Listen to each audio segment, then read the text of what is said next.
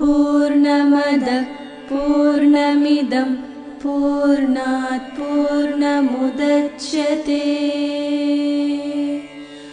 पूर्णस्य पूर्णमादाय पूर्णमेवावशिष्यते।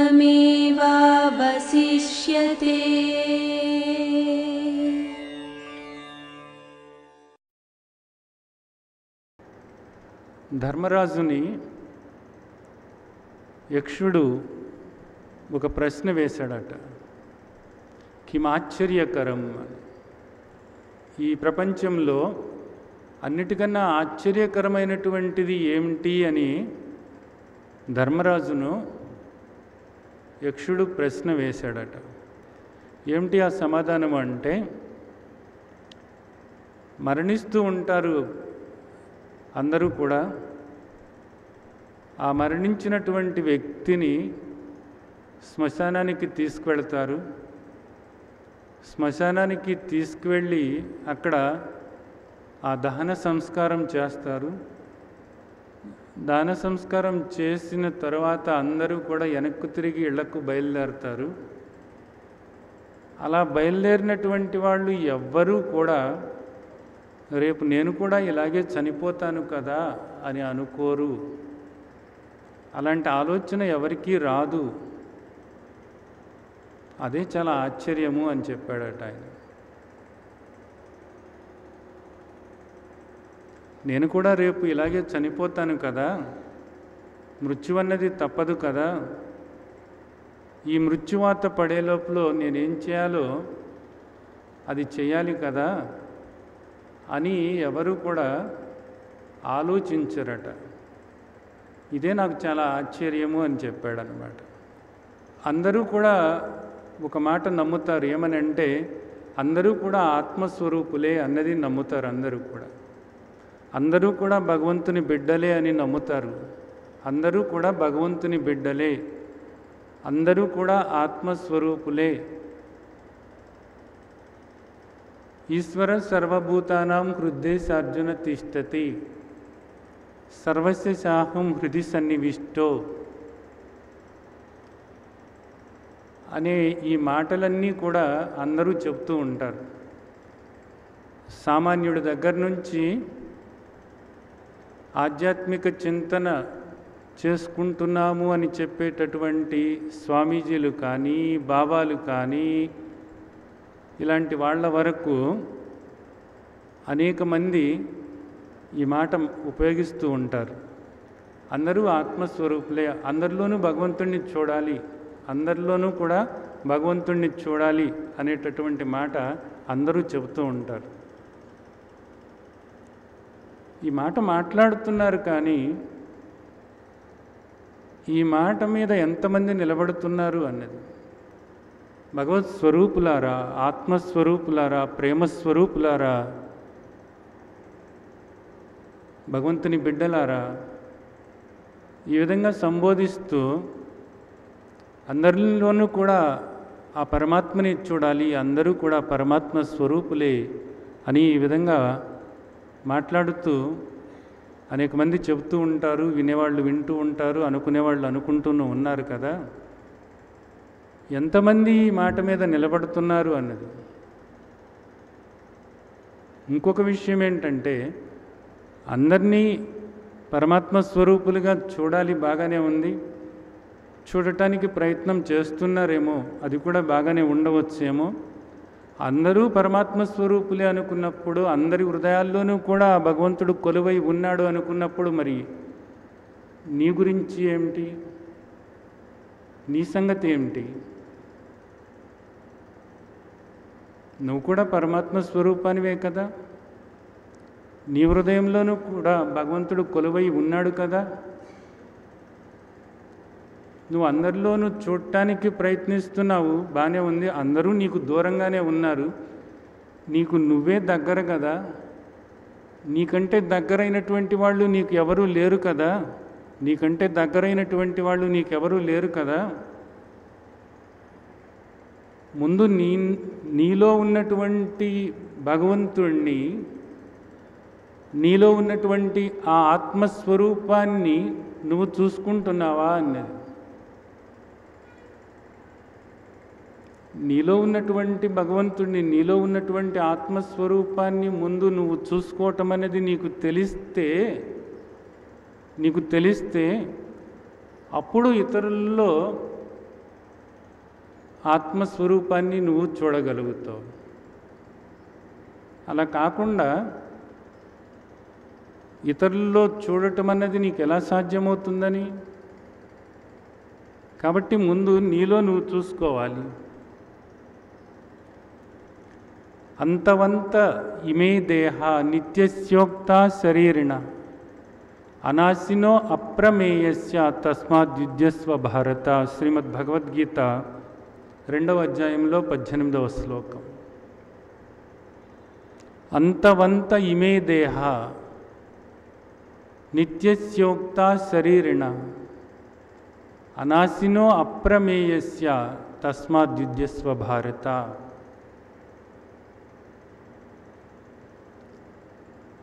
ఎంతటి ఆశ్చర్యం అంటే ఇది!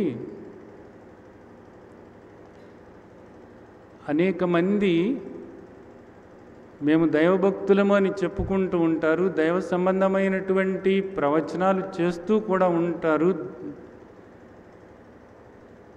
దైవ సంబంధమైనటువంటి అనేక క్రియాకలాపాల్లో సురుగ్గా పంచుకుంటూ ఉంటారు.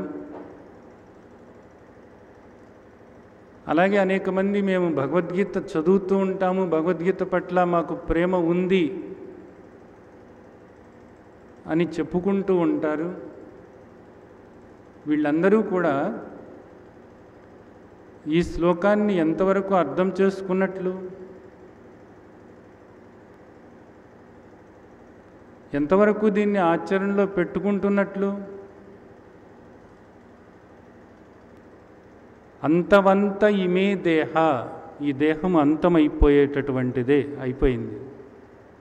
ఈ దేహము అంతమైపోయేటటువంటిదే. నిత్యస్యోక్త శరీరిణ, ఈ శరీరంలో ఉన్నటువంటి శరీరిణ, ఈ దేహంలో ఉన్నటువంటి దేహి ఏదైతే ఉందో అది నీవు.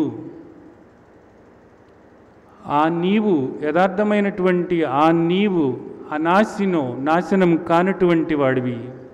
అప్రమేయో, ఏ ప్రమాణానికి కూడా అందనటువంటి వాడివి. అంటే ఈ దేహానికి భిన్నంగా నీవొకడవు ఉన్నావు. ఈ దేహానికి భిన్నంగా నీవొకడవు ఉన్నావు. ఆత్మస్వరూపుడమైనటువంటి నీవు ఈ దేహానికి భిన్నంగా నాశనమయ్యేటటువంటి అశాశ్వతమైనటువంటి, ఈ దేహానికి భిన్నంగా శాశ్వతమైనటువంటి, నాశనం కానటువంటి ఆత్మస్వరూపుడమైనటువంటి నీవు ఈ దేహానికి భిన్నంగా ఉన్నావు అనేటటువంటిది అనేక మంది మహర్షులు, అనేక మతాలలో ఉన్నటువంటి మహాత్ములు ఇదే విషయాన్ని చెబుతున్నారు.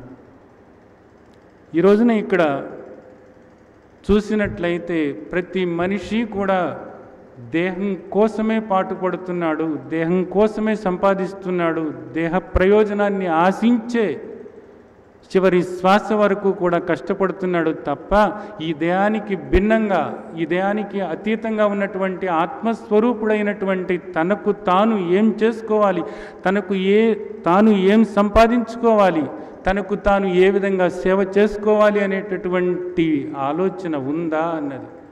ఈ జీవితం నిజానికి అతి స్వల్పమైనటువంటిది, అశాశ్వతమైనటువంటిది. ప్రతి ఒక్కరిమీ కూడా మరణించి తీరుతాము. మరణించే లోపులో, ఈ దేహం అంతమయ్యేటటువంటి లోపులో, అంతవంత ఇమే దేహ, ఖచ్చితంగా ఇది అంతమై తీరుతుంది, దానిలో ఏ సందేహము లేదు. ఇది అంతమై తీరే లోపులో ఆత్మస్వరూపుడనైనటువంటి నా కోసం నేనేం సంపాదించుకుంటున్నాను? ఈ దేహం అంతమయ్యేటటువంటి, ఈ దేహం నాశనమైన తరువాత నా పరిస్థితి ఏమిటి?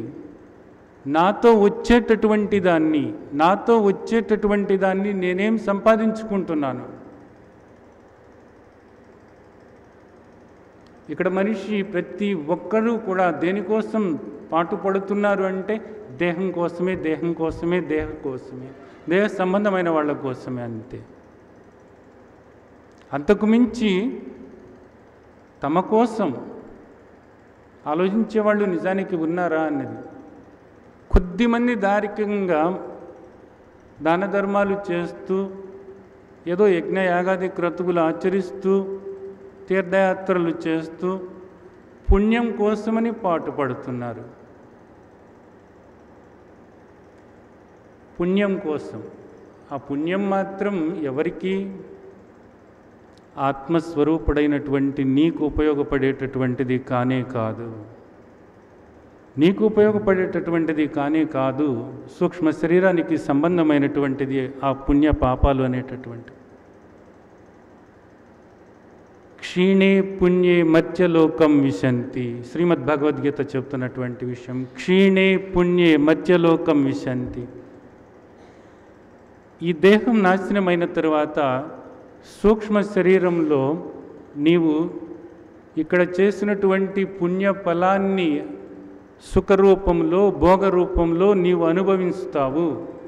ఆ పుణ్యం కాస్త అయిపోయిన తర్వాత మత్స్యలోకం మరలా ఈ మానవ లోకంలోనే నీవు జన్మ తీసుకుంటావు. మరలా నీ కష్టాలు మామూలే కదా.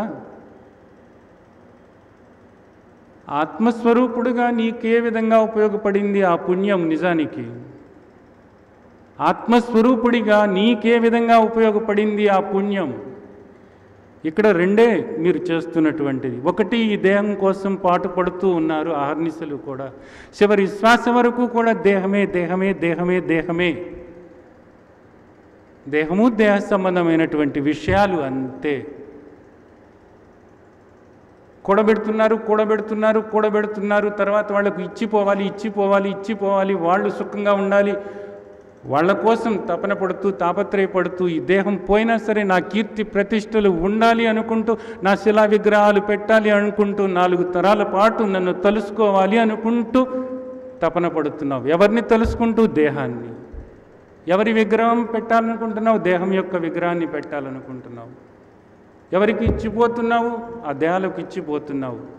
ఆత్మస్వరూపుడమైనటువంటి నీవు ఏం సంపాదించుకుంటున్నావు? ఆత్మస్వరూపుడమైనటువంటి నీవు ఏం తీసుకెళ్తున్నావు? పుణ్యమా? ఆత్మస్వరూపుడమైనటువంటి నీకు ఏ విధంగానూ కూడా ఉపయోగపడేటటువంటిది కానే కాదు. క్షీణే పుణ్యే మత్స్యలోకం విశంతి. నువ్వు ఇక్కడ చేసినటువంటి పుణ్యం అదేదైతే ఉందో ఆ పిడికెడు పుణ్యము కూడా నీ సూక్ష్మ శరీరం ఆ భోగాన్ని అనుభవించిన తరువాత కరిగిపోయేటటువంటిదే. కరిగిపోయిన తర్వాత మరలా నీవు మత్స్యలోకం విశంతి. మరలా నువ్వు జన్మ తీసుకుంటావు. మరలా ఈ దుర్భరమైనటువంటి ఈ జీవితాన్ని అసంతృప్తితో, అలజడితో, ఆందోళనతో ఇప్పుడు నువ్వు సాగిస్తున్నటువంటి దుఃఖభూయిష్టమైనటువంటి దుఃఖాలయం అశాశ్వతం అంటుంది శ్రీమద్భగవద్గీత.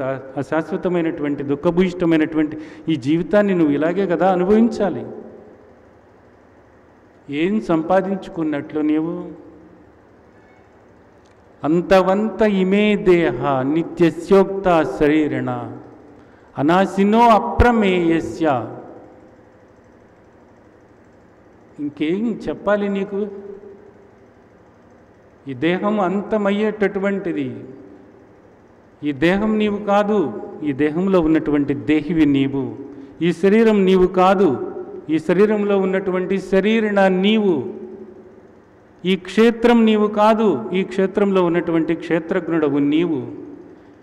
నాశనమయ్యేటటువంటి ఈ అపర ప్రకృతి కానే కాదు నీవు. దీనికి పరంగా ఉన్నటువంటి ఆత్మస్వరూపానివి నీవు, ఆనంద స్వరూపానివి నీవు, సచ్చిదానంద స్వరూపానివి నీవు అనేది మహర్షులు గొంతు చించుకుని అరుస్తున్నప్పటికీ కూడా నిద్రపోతూనే ఉంటారు. అందరినీ ఆత్మస్వరూపులుగా చూడాలి.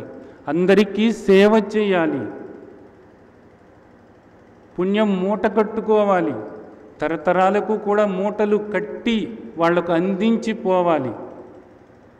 ఎంత తెలివి తక్కువ, ఎంతటి మూర్ఖత్వం! ఇదే అజ్ఞానము అని చెబుతున్నారు. ఇదే అజ్ఞానము అని.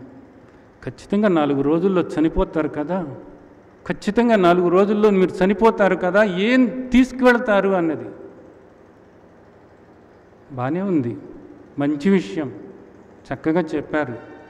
భగవద్గీత ఎంత బాగా చెప్పింది. తీసుకుని కళ్ళకద్దుకుంటారు, భగవద్గీత గొప్ప గ్రంథం అనుకుంటారు. ప్రవర్తించేటప్పటికీ దీనికి సంబంధంగానే సంపాదించుకుంటూ ఉంటారు, దీనికి సంబంధమైన వాళ్లకు ఇవ్వటం కోసమే సంపాదించుకుంటూ ఉంటారు, దీని కీర్తి ప్రతిష్టల కోసమే పాకులాడుతూ ఉంటారు, దీని శిలా విగ్రహాల కోసమే పాకులాడుతూ ఉంటారు. దీనిలో ఉన్నటువంటి తన గురించి మాత్రం కాదు. కిమాశ్చర్యకరం, కిమాశ్చర్యకరం, ఎంతటి ఆశ్చర్యకరం, ఇది ఎంతటి అద్భుతం. అర్థం చేసుకోవాల్సినటువంటి విషయం.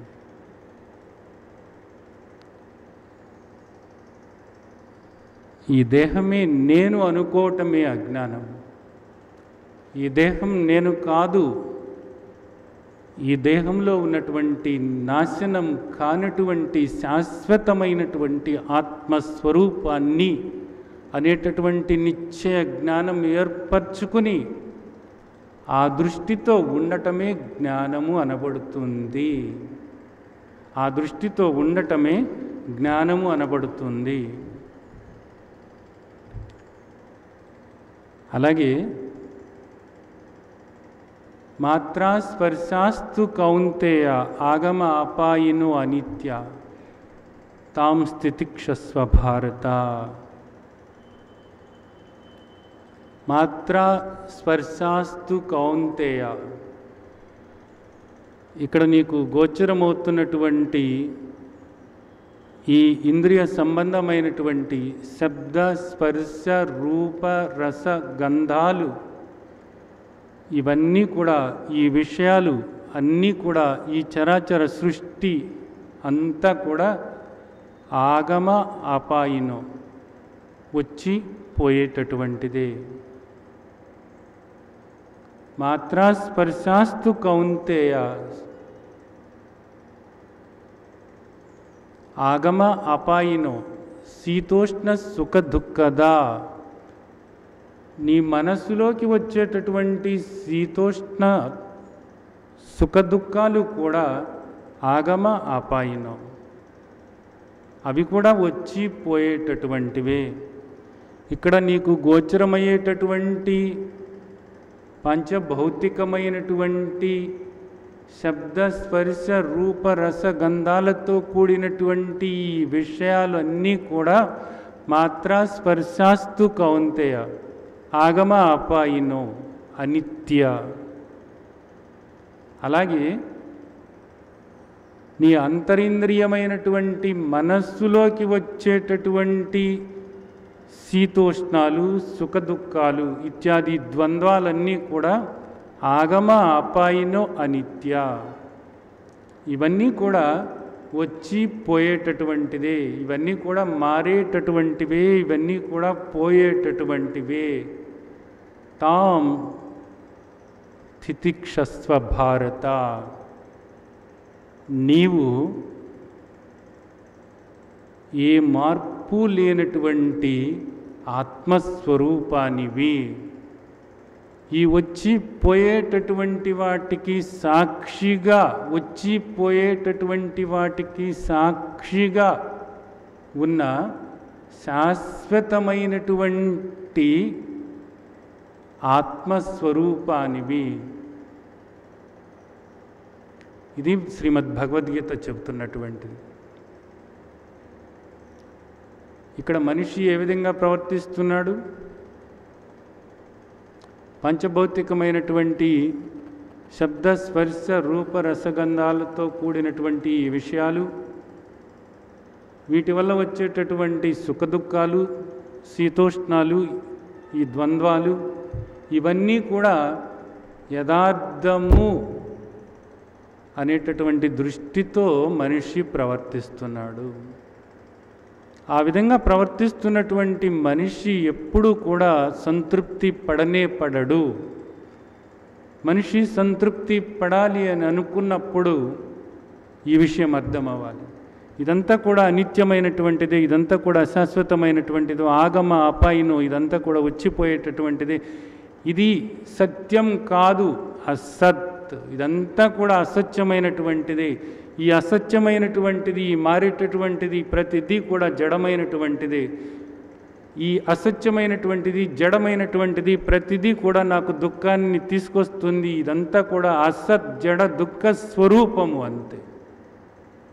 దీనికి భిన్నంగా ఉన్నటువంటి నేను సత్యము, నేను చైతన్య స్వరూపాన్ని, నేను ఆనంద స్వరూపాన్ని, నేను సచ్చిదానంద స్వరూపాన్ని. ఇదంతా కూడా నాకు గోచరమయ్యేటటువంటిది ఈ దేహంతో సహా, ఈ దేహంతో సహా, ఈ మనసుతో సహా ప్రతిదీ కూడా అసత్ జడ దుఃఖ స్వరూపమే. ఇదంతా కూడా నాశనమయ్యేటటువంటిదే.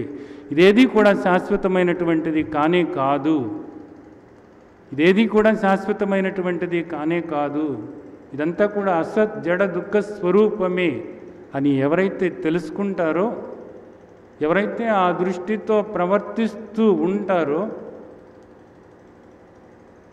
అదే జ్ఞానము అనబడుతుంది. ఆ దృష్టి లేనప్పుడు ఇదంతా కూడా సత్యమే అనేటటువంటి భ్రమతో, ఇది ఆనందాన్ని ఇస్తుంది అనేటటువంటి భ్రమతో దీనికోసం వెంపర్లాడుతూ, దీనికోసమే ప్రయత్నిస్తూ, దీనిలోనే సుఖశాంతులను వెతుక్కుంటూ ఉండటం అనేటటువంటిది అజ్ఞానము అనబడుతుంది. ఇదే అజ్ఞానము అంటే, ఇదే అజ్ఞానము అంటే. ఈ అజ్ఞాన దృష్టి పోగొట్టుకుని, అంటే ఇదంతా కూడా సత్యమే అనేటటువంటి భావన పోగొట్టుకుని ఇదంతా కూడా మారేటటువంటిదే అన్సర్టెనిటీ. ఇదంతా కూడా అనిత్యము, ఇదంతా కూడా అశాశ్వతము, ఇదంతా కూడా మారేటటువంటిది అనేటటువంటి దృష్టి ఏర్పరచుకొని నిరంతరము కూడా ప్రతి కదలికలోనూ కూడా ఈ స్ఫురణతో ఉండాలి. దీనికి భిన్నంగా ఉన్నటువంటి నేను ఆత్మస్వరూపాన్ని, నేను సచ్చిత్ ఆనంద స్వరూపాన్ని, నేను నిత్య సర్వగత స్థాణు అచల సనాతన అవ్యయ అవ్యక్త అచింత్య అవికార ఆత్మస్వరూపాన్ని, ఆనంద స్వరూపాన్ని, సచ్చిదానంద స్వరూపాన్ని, నేను అనేటటువంటి ఆ స్ఫురణ ఏదైతే ఉందో ఆ స్ఫురణలో ఉండి, తన ఎరుకలో తాను ఉండి, తన స్మృతిలో తాను ఉండి, తన చింతనలో తాను ఉండి, తన ధ్యానంలో తాను ఉండి, ఇదంతా కూడా ఈ దేహంలోని ప్రతి కదలిక, మనసులోని ప్రతి కదలిక, ఇక్కడ ఈ చరాచర సృష్టిలోని ప్రతి చలనాన్ని కూడా గమనిస్తూ ఇదంతా కూడా మారేటటువంటిదే, ఇదంతా కూడా అశాశ్వతమైనటువంటిదే అనే స్థిరమైనటువంటి భావన, ప్రగాఢమైనటువంటి విశ్వాసము ఏర్పరచుకొని దానికి తగ్గట్లుగా ప్రతి కదలికలోనూ కూడా ఈ జ్ఞానంతో నడుస్తూ ఉన్నట్లయితే అప్పుడు యథార్థమైనటువంటి సంతృప్తి పొందగలుగుతాడు మనిషి. అంతే. ఇక్కడ ఎన్ని చేసినప్పటికీ కూడా, ఏది చేసినప్పటికీ కూడా అసత్యమైనటువంటి దీన్ని సత్యము అని అనుకుంటున్నంత వరకు ఏ మనిషి కూడా సుఖశాంతులను పొందలేడు. అంతే. మీరు ఏ మతం తీసుకున్నప్పటికీ కూడా, ఏ మహాత్ముని యొక్క బోధలు తీసుకున్నప్పటికీ కూడా, ఏ సద్గ్రంథము చూసినప్పటికీ కూడా ఇంతకంటే సత్యం అనేది ఏమీ లేదు. అసత్యమైనటువంటి ఈ దేహ సంబంధమైనటువంటి కోరికలు తీర్చుకోవటానికి ఆధ్యాత్మికత అనేటటువంటి భ్రమ నుంచి, భ్రాంతి నుంచి బయటపడి సత్యమేదో తెలుసుకుని జ్ఞానదృష్టి ఏర్పరచుకున్నప్పుడే మనిషి ఈ మానవ జన్మ సార్థకం చేసుకోగలడంతే. అలా కాకుండా ఆధ్యాత్మికత పేరుతో రకరకాలైనటువంటి యాగాలు, యజ్ఞాలు, రకరకాలైనటువంటి పూజలు, రకరకాలైనటువంటి ఆశీర్వాదాలు, అనుగ్రహాలు, ఇవన్నిటి పేరుతో కూడా ఆధ్యాత్మిక వ్యాపారం నడుస్తున్నంత వరకు కూడా, ఆధ్యాత్మిక వ్యాపారం ఇలాగా అసత్య దృష్టితో నడుస్తున్నంత వరకు కూడా మనిషి అజ్ఞానంలోనే కూరుకుపోతాడు. ఆ ఊబిలో నుంచి బయటపడనే పడలేడు. అంతే. ఆధ్యాత్మికత అందుకోసం కాదు. ఆధ్యాత్మికత నీకు ఒక శాశ్వతమైనటువంటి పరిష్కారాన్ని చూపించటం కోసం. అంతవంత ఇమే దేహ నిత్యస్యోక్త శరీరిణ అనాశినో అప్రమేయస్య తస్మాద్యుద్ధస్వ భారత. యుద్ధం చేయి, దానికోసం కాదు నువ్వు ఇక్కడ ఈ మానవ దేహంలో ఉన్నది, దానికోసం కాదు. దుఃఖభూయిష్టమైన ఈ సంసార సాగరం నుండి నీవు బయటపడటం కోసం ఆధ్యాత్మికత. ఆ విధంగా బయటపడాలి అని అనుకున్నప్పుడు నీవు సత్యమేదో తెలుసుకోవాలి. ఆ సత్యమేదో నీకు బయట లేదు, సత్యమేదో నీవే.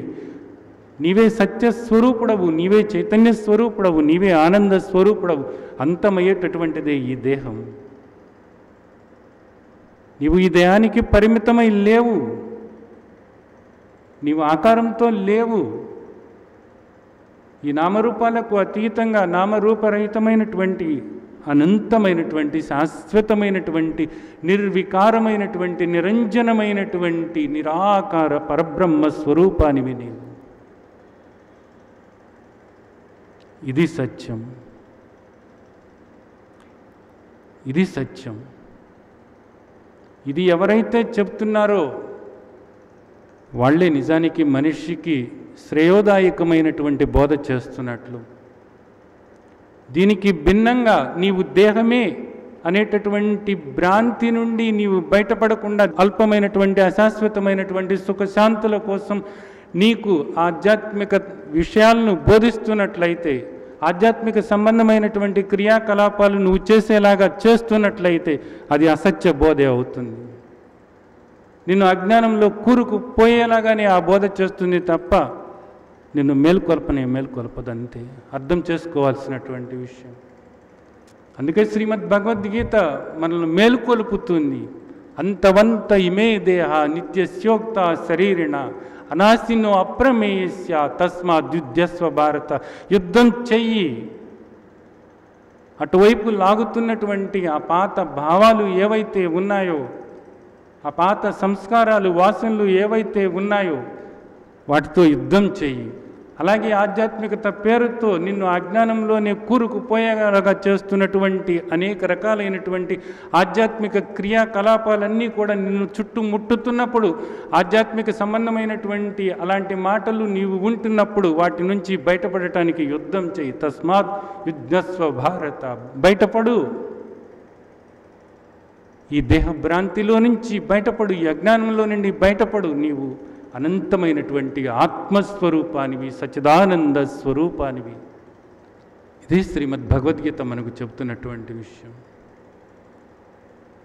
ఈ అజ్ఞానం నుండి బయటపడాలి. ఈ దేహమే నేను అనేటటువంటి భావన నుండి బయటపడాలి.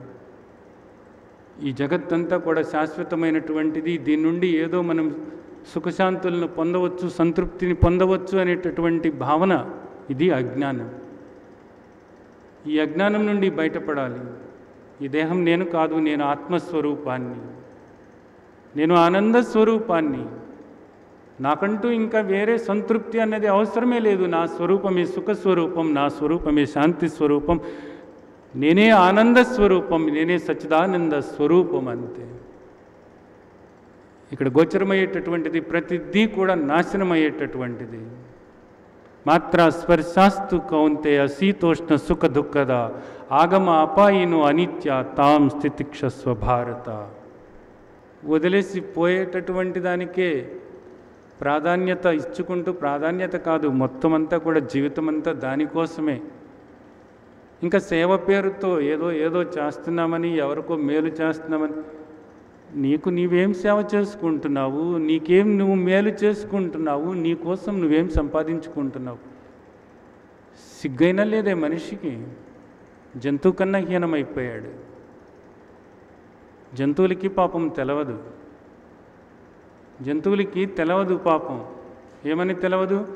అంతవంత ఇమే దేహ నిత్యస్యోక్త శరీరిణ నాశినో అప్రమేయస్య అన్నది తెలవదు పాపం. వాటికి తెలవక దేహమే అనుకుంటూ అలాగా జీవితాన్ని సాగిస్తూ ఉన్నాయి. ఈ మనిషికి మాత్రమే వివేకం అన్నది ఉన్నది, మనిషి మాత్రమే తెలుసుకోగలడు, మనిషి మాత్రమే గ్రహించగలడు. తనకున్న వివేకాన్ని నిజానికి భగవంతుడు ఎందుకు ఇచ్చాడో అందుకు ఉపయోగించకుండా నాశనమయ్యేటటువంటి దానికోసమే దృష్టి సారించి దానికోసమే తపన పడుతూ ఉన్నాడు మనిషి. ఎంతటి ఆశ్చర్యం ఇది! ఇదా తెలివంటే? ఎంతగా మనిషి మోసపోతున్నాడు. ఆధ్యాత్మికత పేరుతో ఈ రోజున నిజానికి మన చుట్టూతా కూడా ఒక ఊబి ఏర్పడిపోయి ఉన్నది, గుర్తుంచుకోండి. దాని నుంచి బయటపడండి, దాని నుంచి బయటపడండి. రకరకాలైనటువంటి భ్రమల్లో భ్రాంతుల్లో కూరుకుపోయేలాగా చేస్తున్న ఈ ఆధ్యాత్మిక వ్యవస్థలన్నీ కూడా మన చుట్టూతా ఉన్నాయి. అర్థం చేసుకోండి. ఎక్కడికి వెళుతున్నారు? ఎటు ఉన్నది మీ ప్రయాణం? ఆలోచించండి. సంతృప్తికరమైనటువంటి జీవితాన్ని నిజానికి ఎందుకు ఆస్వాదించలేకపోతున్నారు? అసత్యమైనటువంటి దాన్ని సత్యం అనుకోవటం వల్లనే, నువ్వు కానీ ఈ దేహాన్ని నువ్వు అనుకోవటం వల్లనే, అసత్యమైనటువంటి ఈ ప్రపంచాన్ని, ఈ జగత్తును సత్యం అనుకుంటూ దాని నుంచి ఏదో లబ్ధి పొందుదామనుకుంటూ దాని నుంచి సుఖశాంతులను ఆశించటం వల్లనే. ఇంతే ఈ జీవితం. నిజానికి జంతువు కన్నా కూడా హీనంగా జీవిస్తున్నాం. అంతే. 4 రోజుల్లో అయిపోతుంది ఈ జీవితం. తర్వాత ఏమిటి పరిస్థితి? శరీరిణ, శరీరంలో ఉన్నటువంటి శరీరిణ, దేహంలో ఉన్నటువంటి దేహి. శ్రీమద్ భగవద్గీత ఎన్ని రకాలుగా చెబుతుంది. క్షేత్రంలో ఉన్న క్షేత్రజ్ఞుడా. ఏమిటి నీ పరిస్థితి? తర్వాత ఈ 4 రోజుల తర్వాత నీ పరిస్థితి ఏమిటి? ఏం చేయబోతున్నావు? ఇక్కడ అన్నీ కూడా ప్రీ ప్లాన్డ్గా, అన్నీ కూడా ముందే రిజర్వేషన్ చేయించుకుని ఎంత ప్రీ ప్లాన్డ్, పకడ్బందీగా అన్ని ప్రణాళికాబద్ధంగా తయారు చేసేటటువంటి గొప్పవాళ్ళు.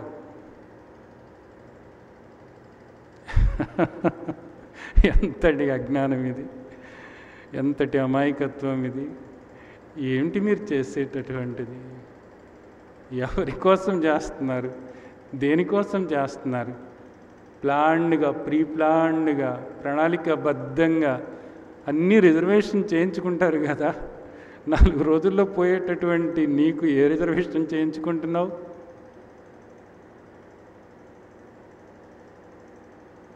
అనేక వేల జన్మలు పశువుగా, పక్షిగా, క్రిమిగా, కీటకంగా పుట్టబోతున్నావు అని చెప్తుంది శాస్త్రం. జన్మలు రాబోతున్నాయి, అనేక జన్మలు రాబోతున్నాయి. జన్మని జన్మని బయటపడాలి అనుకోండి. మీకోసం మీరు తపన పడండి, మీకోసం మీరు సంపాదించుకోండి. కొంచెమైనా, కనీసం 100కి 100 పాళ్ళు కూడా నాశనమయ్యేటటువంటిది, వదిలేసేటటువంటి దానికోసమే మీ శ్రమంతా కూడా. మీకోసం, నాశనం కానటువంటి మీకోసం, నాశనం కానటువంటి మీకోసం. కనీసం 100కి 10% మీ గురించి మీరు ఆలోచించండి, బాగుపడతారు. కనీసం 100కి 10% మీ గురించి ఆలోచించండి. మీకున్న సమయం, మీకున్న తెలివి, మీకున్న శక్తి, మీకున్న సంపద, ఈ 4గిట్లో కనీసం 10వ వంతైన మీ గురించి, నాశనం కానటువంటి మీ గురించి ఆలోచించండి. అది కూడా చేసుకోకపోతే ఎందుకు? ఇంకా మనకు తెలివి ఉంది, మనకు సమయం అంటే ఆయుష్, సమయం ఉంది, శక్తి ఉంది, ఎంతో కొంత సంపద ఉంది. ఈ 4గిట్లో ఈ 4 కూడా తెలివి కానీ, శక్తి కానీ, ఆయుష్ కానీ, సంపద కానీ, ఈ 4 కూడా నాశనమయ్యేటటువంటి దానికోసమే ఖర్చు పెడుతున్నారు. వదిలేసి పోయేటటువంటి దానికోసమే ఖర్చు పెడుతున్నారు. మీతో తీసుకెళ్ళేటి, మీకు ఉపయోగపడేటటువంటిది, ఈ జనన మరణ చక్రంలో మీరు పడకుండా మిమ్మల్ని రక్షించేటటువంటి దానికోసం ఈ 4 ఖర్చు పెడితే ధన్యులవుతారు. అంతా అవసరం లేదు, కనీసం 10వ వంతు, మీకున్న సమయంలో 10వ వంతు, మీకున్న తెలివిలో 10వ వంతు, మీకున్న శక్తిలో 10వ వంతు, మీకున్న సంపదలో 10వ వంతు ఖర్చు పెడితే అది మీకు ఉపయోగపడేటటువంటిది, అది మీకు ఉపయోగపడేటటువంటిది. అర్థం చేసుకోవాల్సినటువంటి విషయం. ఇంకా మేలుకోపోతే 4 రోజుల్లో మృత్యువు కబళించబోతుంది, అంతే. ఇంకా తర్వాత చేసేదేం లేదు. అలాగే కొంతమంది ఇప్పుడే ఎందుకు అనుకుంటూ ఉంటారు. వృద్ధాప్యంలో మీరు ఏది వినలేరు, మీరు ఏది అర్థం చేసుకోలేరు, అవగాహన చేసుకున్న దాన్ని అభ్యాసం చేయలేరు. పట్టుమని 10 నిమిషాలు కూర్చుని మిమ్మల్ని మీరు ధ్యానించుకోవటం ఎలాగో అర్థం చేసుకుని ఆ విధంగా నువ్వు చేయలేరు, అంతే. మీరుగా ఉండలేరు, అంతే. ఇప్పుడెందుకు అంటున్నారు. ఇంకెప్పుడు శక్తి ఉంది. ఇప్పుడు వినగలరు, మతిమరుపు రాలేదు, దేహం ఇప్పుడు సహకరిస్తుంది, ఇప్పుడు జీవించి ఉన్నారు. ఏమో తెలియదు, మృత్యువు ఎప్పుడు వస్తుందో, రేపేనేమో, ఇవాళేనేమో, ఈ క్షణమేనేమో తెలియదు. ఇప్పుడెందుకు అంటున్నారు. ఎవరు చెప్తారు రేపు నీవు బతికి ఉంటావని? ఎవరు చెప్తారు? నమ్మకమా? ఇదే శక్తితో నీవు ఇలాగే ఉంటావని నమ్మకమా? ఇదే తెలివితో మతిమరుపు రాకుండా నీవు ఇలాగే ఉంటావని నమ్మకమేనా? ఈరోజు కొద్ది గొప్ప సంపద నీ దగ్గర ఉన్నది, రేపు ఇదే సంపదతో నీవు ఇలాగే ఉంటావని నమ్మకమేనా?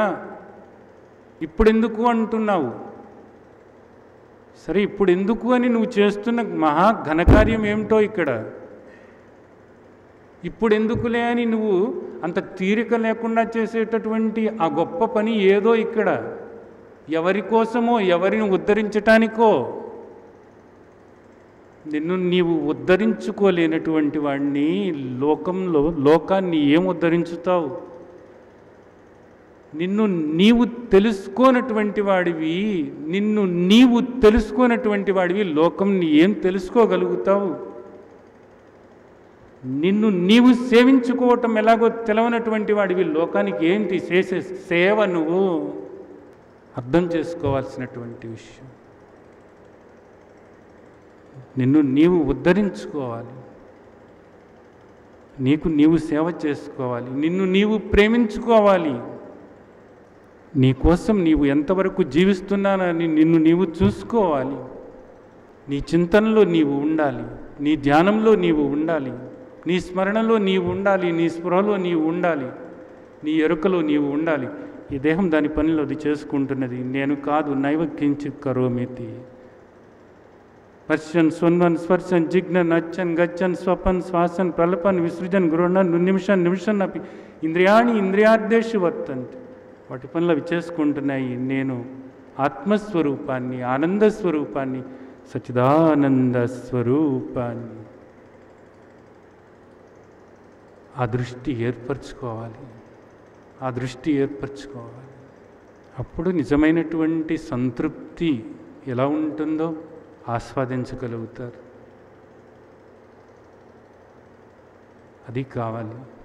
మనిషి అయి పుట్టినటువంటి వాళ్ళు తప్పకుండా ఇది తెలుసుకుని తీరాలి, అంతే. మానవ జన్మ వచ్చిందే ఇందుకోసం, మరెందుకోసమో కాదు. ఎవరినో ఉద్ధరించటం కోసం ఏం కాదు. ఒక జీవిమే. మనం కూడా 2 కాళ్ళ జంతువా అంటుంది శాస్త్రం. 2 కాళ్ళ జంతువే నువ్వు కూడా. నువ్వు నిజంగా మనిషివి అని అనిపించుకోవాలంటే మిగతా జీవుల కంటే భిన్నంగా నీకు వివేకం అన్నది ఒకటి ఇవ్వబడింది. ఆ వివేకాన్ని నువ్వు ఎందుకు పొందావో, మనిషిగా నీవు వివేకాన్ని ఎందుకు పొందావో అందుకు నీవు ఆ వివేకాన్ని ఉపయోగించినప్పుడు మాత్రమే మనిషివి అనిపించుకుంటావు. లేదా 2 కాళ్ళ జంతువే.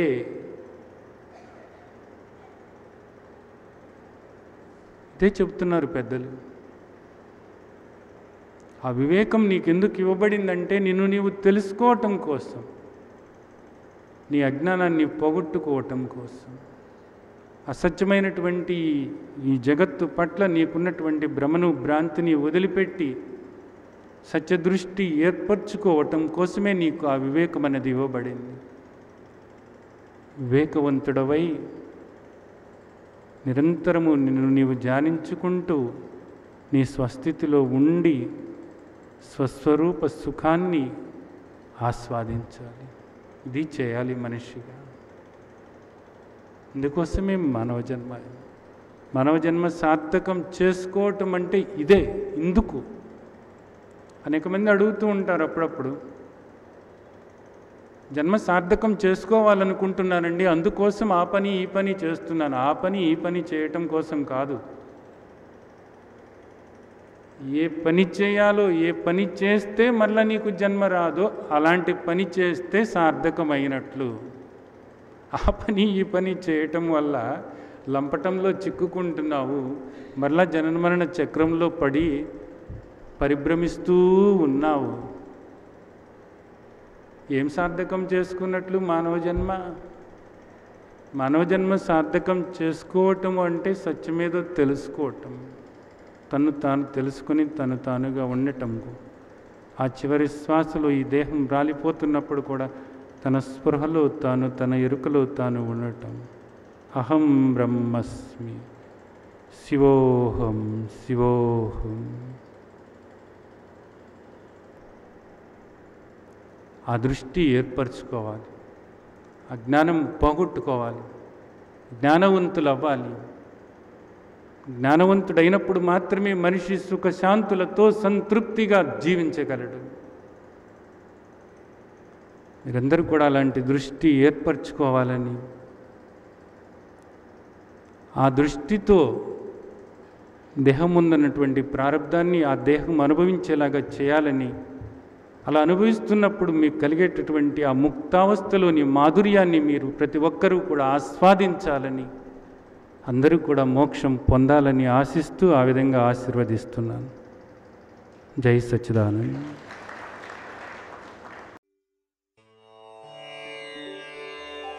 లోకా సమస్తా సుఖినో భవంతు. లోకా సమస్తా సుఖినో భవంతు. లోకా సమస్తా సుఖినో భవంతు.